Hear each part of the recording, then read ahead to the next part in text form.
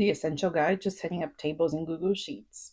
First, I created a new spreadsheet. Then I updated the name of the file to match whatever name I wanted. Now, Google Sheets has this table feature that is amazing. So let's use it. I typed in the headers that I wanted to use for my table, and then I selected where I want my table to be. I went into Format, Convert to Table, but now we still have a couple other things that we need to do. First, I wanted to see which one of my fields I wanted to use what kind of field. And if you're wondering what the heck does that mean, you can use different field types in a table. I have a bunch of fields here that I want to use drop downs. So I copied their headers into a separate tab where I was going to put what those options for the drop downs were. So for example, subject and course, here I put 1, 2, 3, type 1, 2, 3. I'm just putting some placeholders so you can see how this works. Then I created tables out of those as well, just so they would look pretty. Once that was done, I went into each one of the fields in my table and I select the column type. So you can do number, you can do text, you can do date, you can do drop down, you can do checkbox. So for subject and course, for example, I selected that I want to drop down, and then onto the criteria, I am going to select the range for the table that I created with the options for that in the other tab.